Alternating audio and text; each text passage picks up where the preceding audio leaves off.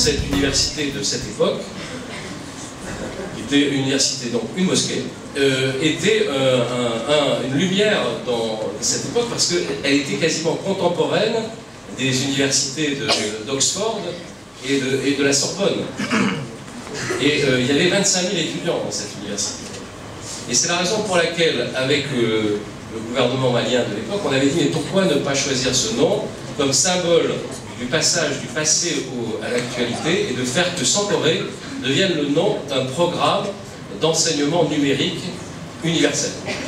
Et à travers ce choix, on a choisi le nom d'un logiciel qu'on vous apprendra à découvrir, qui s'appelle Open Sankoré, tout un symbole, parce qu'il est libre, ouvert et gratuit. C'est un logiciel d'enseignement numérique, ouvert, libre et gratuit, qui est déjà en 35 langues, pardon, dont en arabe.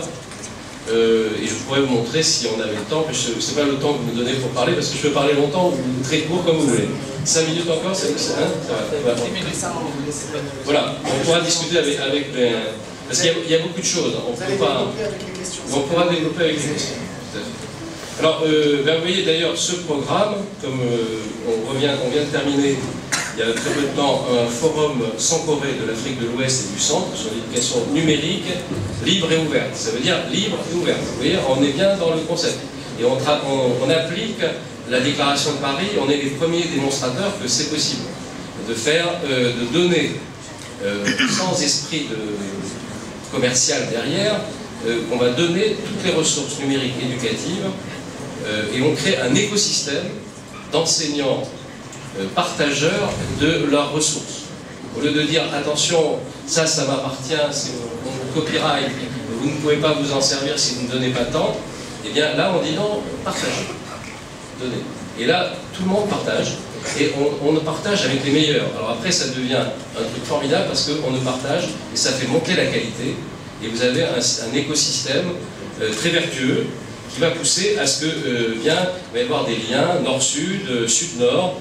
Et là, je travaille par exemple avec le professeur Ogo Baradumbo, c'est un collègue malien, professeur de médecine, qui est le plus grand savant actuel qui travaille sur la recherche sur le paludisme. Et on va faire, et il est en train de préparer d'ailleurs un vaccin qu'on attend impatiemment parce que le paludisme est encore une maladie dramatique qui tue beaucoup de monde. Et eh bien, on va faire avec lui le premier, vous avez peut-être déjà entendu parler d'un mot que je vais prononcer tout de suite. Il est en train de préparer avec nous le premier MOOC. Un MOOC, c'est un acronyme anglo-saxon qui veut dire Massive Open Online Course. Ça veut dire un cours universel, accessible gratuitement à tous les habitants de la planète. Et donc les premiers MOOC américains, par exemple, qui ont été produits à l'université de Stanford, eh bien, ont actuellement plus de 200 000 utilisateurs simultanés. C'est-à-dire que vous pouvez faire étudier sur toute la planète un sujet même très compliqué, et vous allez avoir 200 000 étudiants qui vont passer des tests en ligne pour être capables, et là on va détecter des talents extraordinaires dans les pays en développement. Alors effectivement, quand on est le MIT, ils ont l'idée derrière d'aller recruter les talents de la planète et éventuellement de les aider, de leur donner des bourses et de les aider à monter dans l'accès aux carrières les plus difficiles. Et donc voilà, donc notre pays, mais tous les pays du monde, alors c'est peut-être pour vous un mot que vous entendez pour la première fois, pour certains, mais les MOOC débarquent. Et ça veut dire que, en gros, que si vous n'êtes pas capable de vous aligner sur ce modèle d'accès universel à des ressources d'enseignement, alors vous qui êtes dans l'enseignement privé, c'est important aussi pour vous. Est-ce que vous devez participer à ce mouvement-là? Et c'est pas pour rien que les universités américaines, qui sont des universités privées, qui coûtent très cher, ben, elles se mettent de manière un peu paradoxale, mais c'est pas si paradoxal que ça quand on réfléchit bien, dans le développement des ressources massivement accessibles, gratuitement, en ligne. Alors c'est la raison pour laquelle, alors là, vous trouvez la raison pour laquelle moi je suis délégué interministériel, donc je participe aux travaux de notre université et du gouvernement français. Et donc, là vous avez la photo de notre ministre actuelle de l'enseignement supérieur, Madame Fioraso, qui, consciente de ce processus qui est en cours dans le monde entier, la mode des MOOC, eh bien, elle a dit ben, on va faire des MOOC francophones, français. Et donc, on a lancé le programme de MOOC, qu'on appelle d'ailleurs, avec un acronyme qu'on a voulu exprès un peu franco-anglo, avec une consonance anglo-saxonne, ça s'appelle France Université Numérique, FUN. Tout le monde va se souvenir de FUN, c'est clair. Et donc, avec FUN, on y est. On va se marrer, certes, mais en même temps, on va vraiment beaucoup travailler. Et on est en train de produire, là, vous voyez, on est en train de produire là une série d'une cinquantaine de cours massifs en ligne dans tous les domaines de l'enseignement supérieur, qui vont devenir... alors, il y en a, comme le dit ce support visuel, de certains types. Il y a forcément un MOOC de mathématiques appliquées, je sais pas, la physique nucléaire, ça va concerner un petit nombre de personnes malgré tout. Mais il y a des sujets sociétaux, etc., qui concernent des millions et des millions de personnes et qui vont devenir un moyen d'accéder à la connaissance la plus élevée. Voilà quelques exemples. Hein. Alors, je terminerai d'ailleurs par ce support visuel qui va me permettre de discuter avec vous, si vous voulez, il faut se souvenir de ces acronymes. C'est que notre objectif, c'est qu'on puisse accéder à la connaissance et à la formation dans le domaine de l'enseignement supérieur, mais également, je pense, dans le domaine de la formation appliquée, dans la formation métier, whenever, anytime, wherever, anywhere, whatever, any device. C'est-à-dire, quel que soit l'appareil dont vous vous servez, vous devez pouvoir accéder aux ressources. Et évidemment, si en plus tous les contenus d'enseignement, any content, deviennent accessibles librement, eh bien, on arrive au concept des MOOC, ou bien même, MOOC, ça veut dire que c'est complètement libre. Hein. Vous entrez dans l'université comme dans un moulin, et vous vous débrouillez. Et c'est la communauté des apprenants qui sert le système de soutien et de partage. Il n'y a pas de leader. Donc c'est très révolutionnaire en fait, parce que vous n'avez plus de professeurs directeurs. C'est entre tous ces gens-là, ils apprennent ensemble, et ça fait monter un certain nombre d'idées.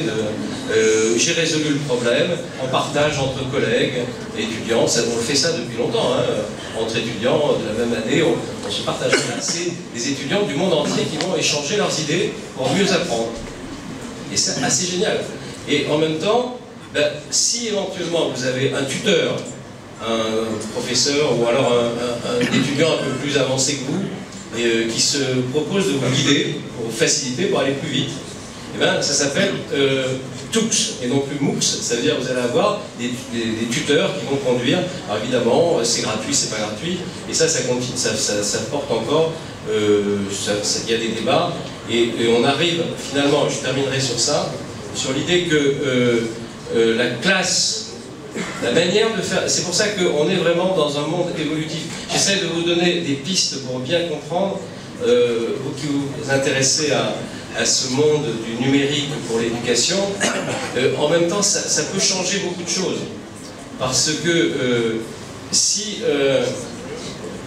on fait traditionnellement, ici je viens, vous ne savez pas ce dont, vous ne saviez pas il y a quelques minutes, vous ne saviez pas ce dont j'allais parler. Donc je vous apporte comme ça brutalement un certain nombre de choses, et je ne sais pas, toute cette salle, c'est compliqué, c'est une boîte noire, au sens où je ne sais pas ce qu'il y a dedans, donc à qui je m'adresse, comment ça interfère dans le cerveau des uns et des autres. Ça c'est un problème, et c'est comme ça qu'on fait l'enseignement de manière traditionnelle. C'est-à-dire le prof, il arrive, c'est l'émetteur, et les récepteurs, eh ben, c'est une boîte noire. L'idée, c'est, quand on fait la flipped education, c'est-à-dire l'éducation inversée. C'est-à-dire, on dit aux élèves, c'est un peu aussi ce qu'on fait aussi, on le fait intuitivement, on dit aux élèves, ben, vous allez préparer le cours, entre vous. Et puis, mais ce qui est un peu, et parfois on le fait même en classe, on dit aux élèves, ben, vous venez au tableau, et c'est vous qui allez exposer le problème. On fait déjà de l'éducation inversée. C'est-à-dire que les élèves deviennent les enseignants du groupe. Et le professeur devient juste le témoin qui redresse, qui donne de nouvelles orientations, qui élargit, etc. Qui fait après une note de synthèse. On fait à l'ENA, on dit, bah, on fait une note de synthèse, on termine, on sait ce qu'il faut retenir. Mais voilà, donc c'est peut-être, vous voyez, c'est de l'innovation, mais en même temps, on reprend l'éducation, c'est un processus, comment dire, ancestral, qui fait partie de l'homme depuis son origine, mais on est quand même, le numérique favorise beaucoup cette idée de flipped education, parce que l'accès à la ressource, elle est dans la machine, mais ce qui est important, c'est l'accès à l'échange, au fait que vous avez un leader, et on revient sur la notion du maître, et de l'éducation, avec véritablement aller plus loin. Comment faire métaboliser, faire que vous allez, c'est pas seulement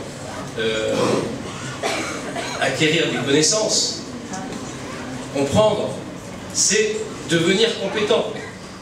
Ce qu'on cherche, c'est que ben, vous allez voir un médecin, vous voulez qu'il soit d'abord compétent. Vous en fichez s'il a une connaissance universitaire ancienne de la médecine du Moyen-Âge. Vous intéressez à ce qu'il vous apporte sa compétence pour résoudre votre problème. Vous allez voir un ingénieur, vous cherchez à ce qu'il comprenne et qu'il analyse et qu'il vous donne une solution. Et bien, donc c'est un peu ces objectifs que nous avons avec France Université Numérique, avec la ministre de l'Enseignement supérieur. Il n'y a pas que les MOOC, hein, dont on parle beaucoup, il y a énormément de choses autour de cet accompagnement de la révolution du numérique éducatif par une présence classique de l'enseignant. L'enseignant est un enseignant, on parle de l'enseignant augmenté. Hein, et je pense qu'on pourrait aussi travailler sur l'idée de l'étudiant augmenté. Parce que l'étudiant, quand il a accès à tous ces outils-là, à ces ressources numériques gratuites, etc., il est capable de mieux se préparer. Mais il ne va pas se préparer tout seul. Il a besoin de la communauté, il a besoin d'un chef, il a besoin d'un leader, d'un maître. Et on revient à des concepts relativement classiques, où il y a toujours le maître. Voilà, merci.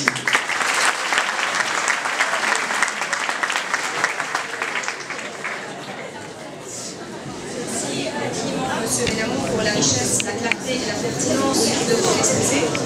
Mesdames et messieurs, la parole est à vous. Chers élèves, nos invités se feront un plaisir de répondre à toutes vos questions.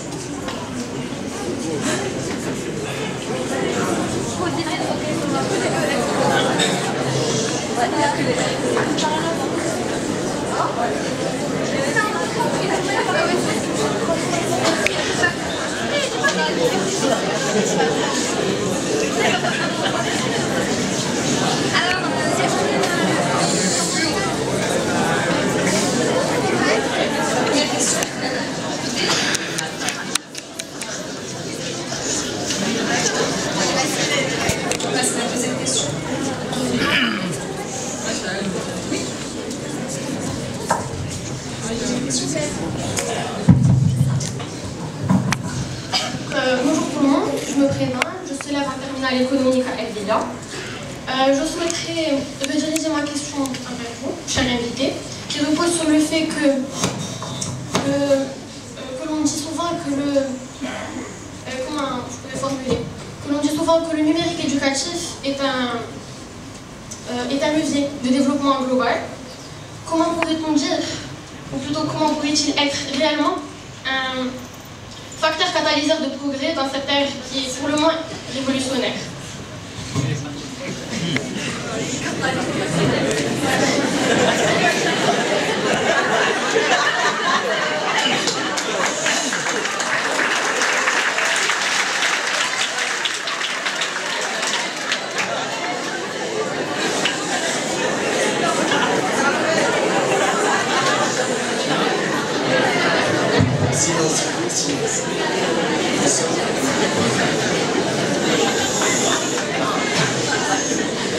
Oui, je peux répondre.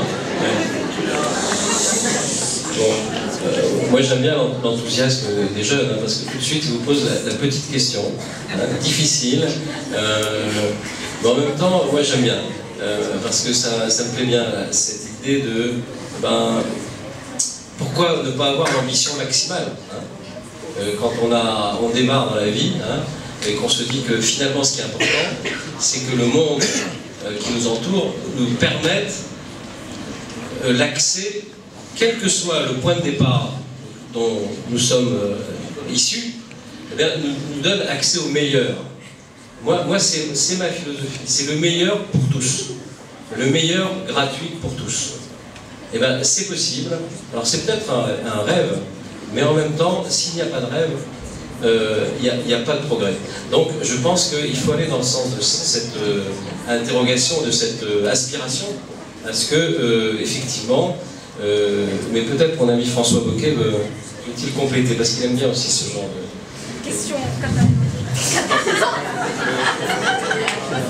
Oui, donc c'est effectivement, on pourrait en discuter toute une journée, mais peut-être pour faire très court, en fait, vous savez que ce qui est travaillé dans le domaine de l'éducation et de la formation, c'est quatre domaines qui utilisent tous le terme savoir. Il y a le savoir en tant que tel, la connaissance par le numérique, elle est disponible de partout. Aujourd'hui, vous pouvez mettre dans une simple clé USB toute l'encyclopédie Wikipédia, en français et en arabe, ça tient sur une clé USB de 30 gigas, qui est accessible à n'importe qui, pas n'importe qui, mais pour un coût très raisonnable. On peut mettre toute la connaissance du monde en 2 ou 3 langues sur une simple clé USB. Donc le savoir est disponible de partout avec le numérique.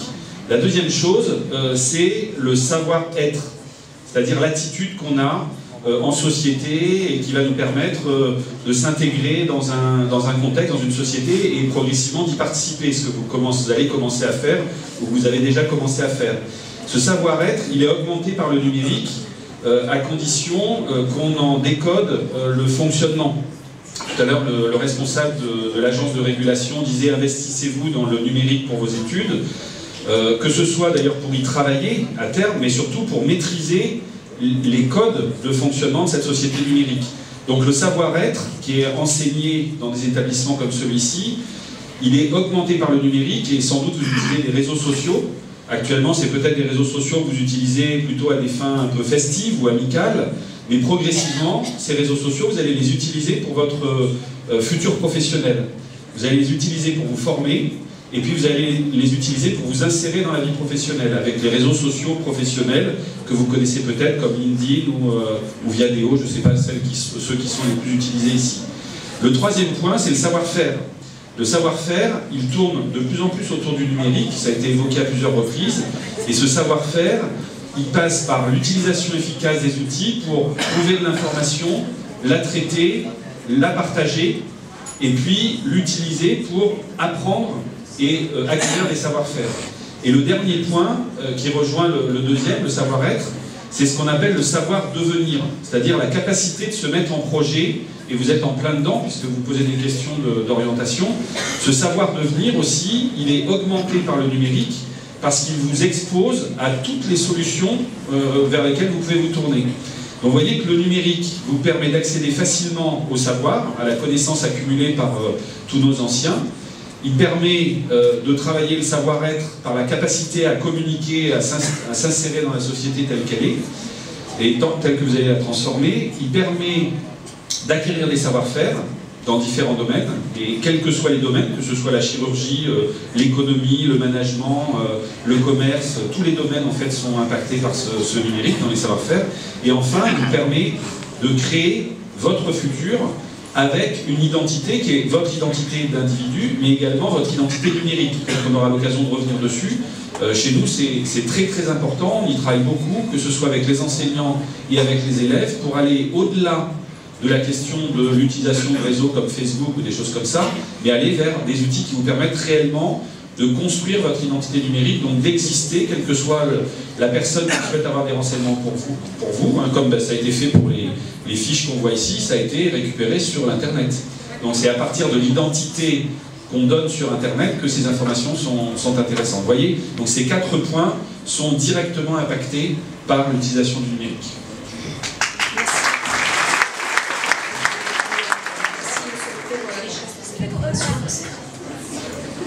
Oui, une deuxième question.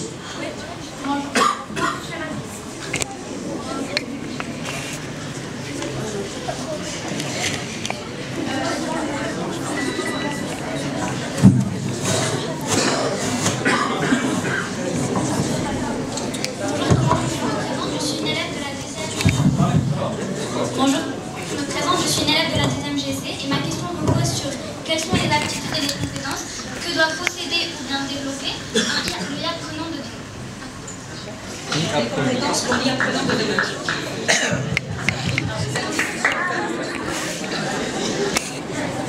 Professeur en sciences de l'éducation. Je donne la parole à François Bocquet pour répondre parce qu'il est professeur en sciences de l'éducation. Donc c'est son métier et l'éducation numérique, c'est son job. Alors voilà, là encore, il y aurait de quoi discuter toute la journée sur la question. En fait, les compétences qui sont celles de l'apprenant sont celles de l'e-apprenant et vice-versa. C'est-à-dire que le fait qu'on utilise le numérique ne change pas les compétences fondamentales d'un apprenant.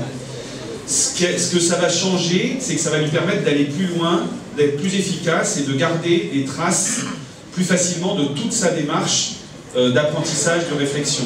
Donc, ce qui est comme compétence principale, alors je ne sais pas si vous avez ça au Maroc, mais en France, nous avons des brevets Internet et informatique, ce qu'on appelle le B2I, à l'école primaire, au collège et au lycée, et à l'université.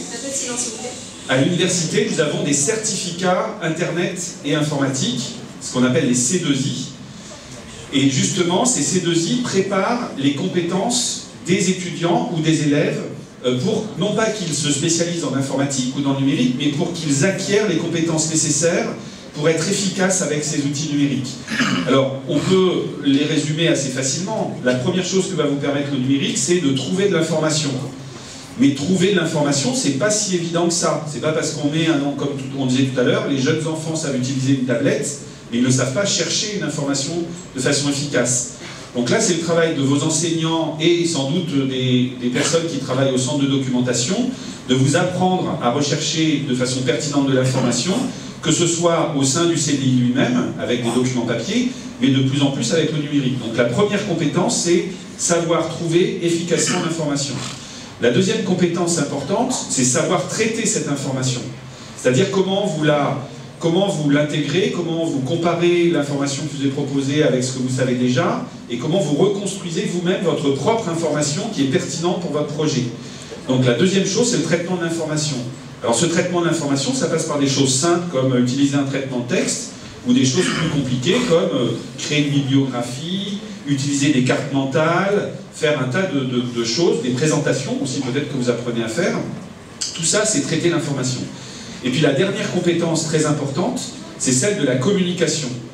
Comment communiquer efficacement avec ses enseignants, avec ses pairs, comment rentrer dans, je pense, le défi du XXIe siècle, c'est les compétences que vous devrez impérativement apprendre, c'est comment travailler de façon collaborative, comment coopérer, et bien sûr, en tant que futur leader, j'espère que la plupart d'entre vous pourront être des responsables. L'éducation numérique pour les pays les plus pauvres, les plus en difficulté. Par exemple, Haïti, mais également donc le Burkina Faso, donc pays avec lesquels on travaille. C'est vrai que, a priori, on peut imaginer que sur des modèles, disons, issus du Nord, l'accès au numérique ubiquitaire pour tous au Burkina Faso, c'est un rêve. C'est pas pour tout de suite. Mais en même temps, il faut tout de suite penser que quand on a commencé le développement de la téléphonie mobile, on n'imaginait pas, par exemple, qu'en Afrique, le développement du numérique par le téléphone cellulaire atteindrait les niveaux qu'il y a actuellement. Actuellement, vous avez des paysans au Burkina Faso qui ne savent ni lire ni écrire et qui se servent d'un téléphone portable. Et je pense qu'ils réapprennent à se servir des lettres, etc. Et ils recommencent à s'alphabétiser grâce à la technologie. Donc l'idée sur laquelle le programme Sankoré a travaillé, c'est un programme gouvernemental aidé par la France, mais la France ne va pas équiper toute l'Afrique et l'ensemble des populations des pays africains. L'idée, c'est de faire un modèle expérimental pour voir dans quelle mesure il peut effectivement se développer grâce ensuite à l'appropriation de ce modèle par les pays africains et les pays en développement les plus pauvres. Eh bien, en fait, on rejoint très vite des dynamiques qui ont été mises en place en Inde, au Pakistan, dans des pays asiatiques où il y a énormément de population, et en même temps, on se dit, s'il n'y a pas d'accès au numérique, il n'y a pas d'accès à la connaissance, au développement du monde d'aujourd'hui. Donc, il faut entrer dans des modèles tout à fait révolutionnaires, et avec François, on pourrait vous montrer des modèles où on peut avoir un micro-ordinateur qui s'appelle Raspberry, pour $25, que vous pouvez avoir l'essentiel de vos ressources. Si vous n'êtes pas connecté au haut débit, on peut travailler sans Internet, mais avec le numérique. Et c'est le programme Sankoré que j'ai développé et qui a consisté justement à dire s'il n'y a pas Internet, c'est pas pour autant qu'on ne va pas avoir accès au numérique. Donc on va trouver des moyens pour faire que l'enseignant, et donc plus les enfants, ait un outil numérique avec lequel il va pouvoir partager avec ses élèves les ressources numériques qui vont accéder directement par son ordinateur et non pas par Internet. Et donc on a fait ce programme qui s'appelle Sankoré, que vous pourrez, faites sankoré.org, vous allez trouver tout ça sur Internet, sur Google. Eh bien, ce programme consiste justement à dire que le numérique offline, à condition d'y réfléchir correctement, et avec des outils les moins chers possibles, va devenir accessible dans les pays les plus pauvres d'Afrique. Et l'appropriation de ce programme sur lequel on a travaillé depuis 4 ans est en train de se faire, par exemple, au Sénégal, après une première expérience aidée par la France, où on a pu équiper environ un peu plus de 1000 classes numériques. Et bien, maintenant, c'est le gouvernement sénégalais qui provoque un financement propre avec l'idée qu'il va pouvoir développer. Et donc, on va peut-être assister à une véritable émergence de ce système d'éducation numérique, où en même temps, les choses convergent, parce que derrière, il y a le portable, les systèmes, les tablettes, tout ça, on va faciliter le travail. On retrouve d'ailleurs cette préoccupation à l'UNESCO, où le thème de la future conférence sur l'éducation qui a lieu dans très peu de temps, je crois, et c'est d'ailleurs déjà la 4e année qui refont cette thématique, ça s'appelle le mobile learning, comment apprendre avec des outils numériques mobiles. Et donc le petit téléphone portable qui devient finalement relativement grand, un smartphone un peu plus grand, peut-être effectivement, à condition qu'il soit connecté. Alors là, c'est la connexion qui pose problème, mais encore que, on peut trouver des moyens de le faire. Voilà, il y a plein de solutions sur lesquelles on travaille pour que le partage du numérique éducatif ne soit pas seulement un rêve qu'on caresse dans les grandes assemblées internationales, mais qui devienne quelque chose d'accessible vraiment aux paysans le plus lointain, dans le plus petit village du Burkina Faso ou d'un autre pays d'Afrique subsaharienne, ou même ici dans des zones qui sont un peu au sud du Maroc. Il y a plein de zones dans lesquelles il y a encore des difficultés pour accéder au numérique, et donc c'est ça qu'il faut faire. Merci. Merci. Alors, notre programme prendra fin. Je vous invite à les contacter à titre personnel tout à l'heure. Merci. Ils sont avec nous pendant toutes les 2 journées. Donc, merci à tous nos invités pour leur généreuse disponibilité et à l'excellence de leurs prestations. Merci au public pour son apport et à la qualité de ses interventions. Merci à tous nos partenaires institutionnels. Excusez-moi, un peu de silence, excusez-moi. On n'a pas encore fini, excusez-moi. Voilà. Donc merci à tous nos invités pour leur généreuse disponibilité. Merci au public pour la qualité de son apport. Merci à tous nos partenaires institutionnels. Merci aux membres du comité d'organisation des JVE pour leur foi, leur passion et leur dévouement au profit du jeune Marocain de demain. Au nom du groupe LBA, je déclare officiellement ouverte la 3e édition des JVE. Je souhaite à vous toutes et à vous tous une orientation passionnante, fructueuse et efficiente.